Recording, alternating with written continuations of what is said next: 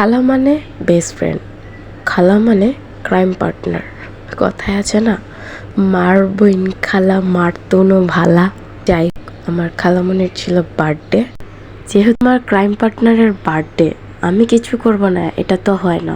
বাসায় আয়োজনের পরে তার পরের দিন আমি আমার খালামণিকে নিয়ে, আমার ফ্রেন্ডদেরকে নিয়ে বের হয়ে গেলাম খালামণিকে সারপ্রাইজ দেওয়ার উদ্দেশ্যে, উর্ফে মিলি খালা ঢঙ্গি। যাই হোক, তো আমি জানি না কেন আমি এই ক্যান্ডেল মোমগুলোকে ধরাইতে পারি না। আমি মানে বার্থডের দিনও এটা নিয়ে অনেক মজা হয়েছিল। আর তারপরের দিন যখন আমরা বাহিরে গেলাম সারপ্রাইজ দিতে, সেদিনও হাজারবার ট্রাই করেও আমি মানে ক্যান্ডেলগুলোকে ধরাতে অক্ষম। সেই বেশ অনেক কষ্টে মোমটা ধরালাম।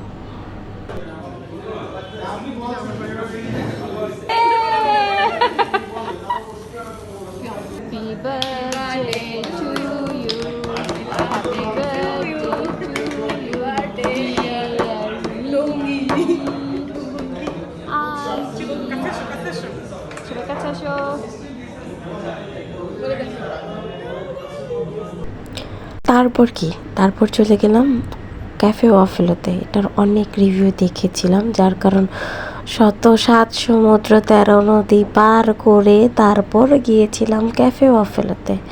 তো ওদের মেনু কার্ড দেখে ওদের যে সিগনেচার আইটেমগুলো ছিল, যেগুলো আগের থেকে মাইনাসের ছিল, তো ওগুলো অর্ডার করে দেই। দেখতে বার্গারটা খুব লোভনীয় লাগছে, আসলে কি তাই? যাই হোক, আমার ফ্রেন্ড এদিকে কতগুলো রিলস মেক করে নিল, এই পোজে ওই পোজে, লাইক বার্গারকে পুরো মডেল বানায় ফেললো। তো এবার হচ্ছে খাবারের পালা, টেস্টিংয়ের পালা।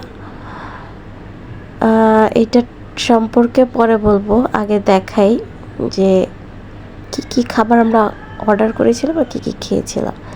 তো ছিল burger, fish and chips, chicken lolly and চকোব্লাস্ট।